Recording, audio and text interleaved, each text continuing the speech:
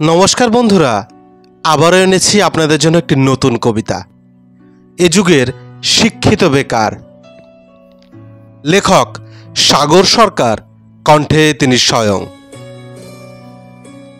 আমি এ যুগের শিক্ষিত অসহায় এক বেকার যুবক, যে ছিল চিরকাল মাঝারি ছাত্র আর সততার সেবক। পেরিয়েছে সময় কত, বর্ষ কত হয়েছে পার, স্কুলের গণ্ডি ছাড়িয়ে, কলেজের ক্যাম্পাসের সে মুহূর্তগুলি পেরিয়ে আজ সমাজের চোখে লোফার আড্ডাবাজ আমি সে যুবক। অসহায় শিক্ষিত বেকার আমি ভাবতে থাকি, কবে যে চাকরি পাব। পরে মনে হয় সরকারি না হোক, এই কর্মহীন দেশে বসে না থেকে সেজেগুজে একটা কোম্পানির চাকরির ইন্টারভিউ দিতে যাব। কোম্পানির আবার অনেক নকশা, দেবে আমায় ঝাড়ুদারের কাজ।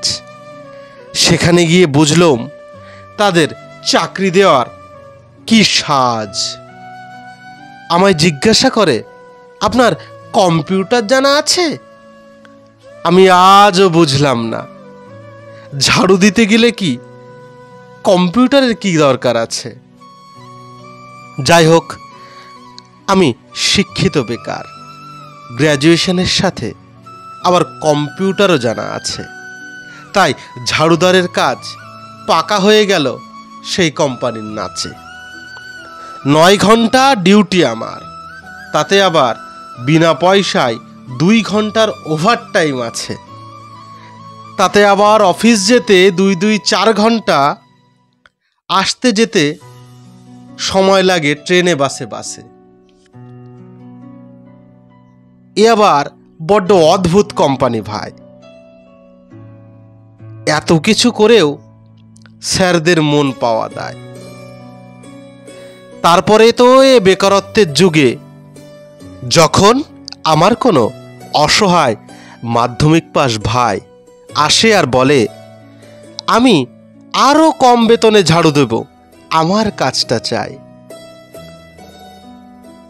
যখন এমন প্রস্তাব দিল আমার সেই ভাই, কোম্পানি তখন সস্তায় কাজের লোক পেয়ে বলে ওঠে, আমার আর শিক্ষিত ঝাড়ুদার দরকার নাই, আপনি নিয়ে নিন বিদায়। আমি অভাগা সে বেকার, কিছুই করার নাই। এক চোখ জল আর বুক চাপা কষ্ট নিয়ে কেবলই চিরকাল যন্ত্রণা ভুগে যায়। নমস্কার।